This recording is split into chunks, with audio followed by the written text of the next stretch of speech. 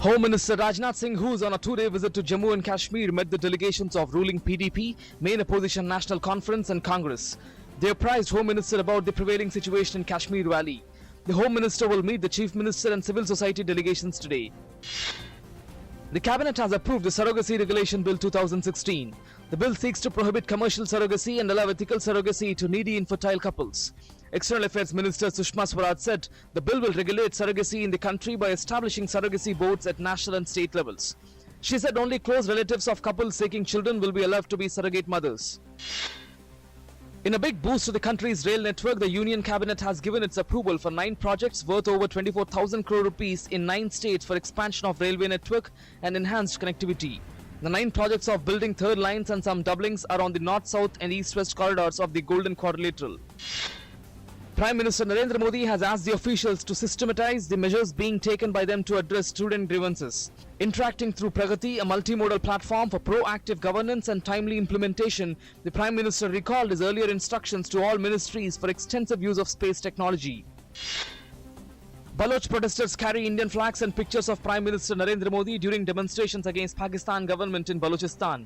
Prime Minister Narendra Modi had mentioned Balochistan in his Independence Day speech. Defence Minister Manohar Parrikar has sought reports from the Navy over the reported leak of classified information related to Indian Navy's Scorpene submarine project. Parrikar said he has asked the Navy chief to study the entire issue and in a couple of days, details will come out. He, however, said it is not 100% leak since a lot of final integration lies with India.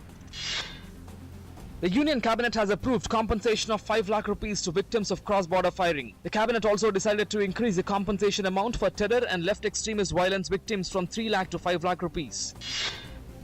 Information and Broadcasting Minister M. Venkaiah Naidu has briefed the new batches of Indian Information Service officers and asked them to play a more proactive role vis-a-vis social media. He said IIS officers can play an important role as a communicator and help in disseminating the government's welfare schemes across the nation.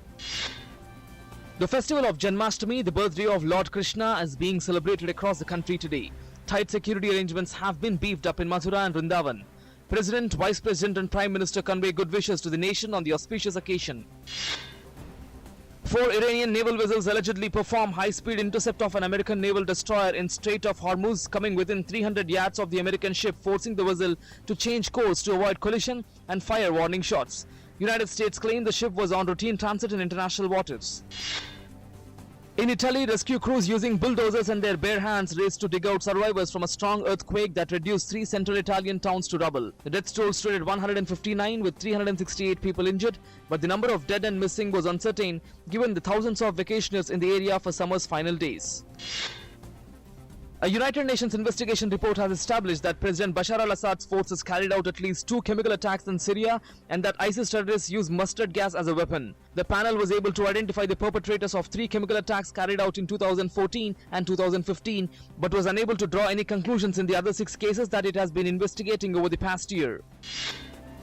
An attack at the American University in Kabul ended after 2 attackers were killed nearly 10 hours after militants stormed the complex, prompting desperate pleas for help from trapped students.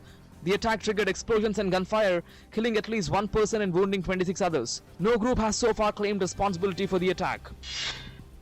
Scientists announced the discovery of an Earth-sized planet orbiting the star nearest our Sun, opening up the glittering prospect of a habitable world that may one day be explored by robots. Named Proxima b, the planet is in a temperate zone compatible with the presence of liquid water, a key ingredient for life.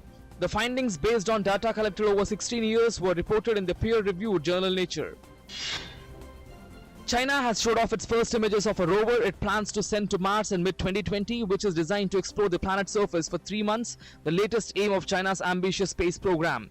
China in 2003 became the 3rd country to put a man in space with its own rocket after the former Soviet Union and the United States.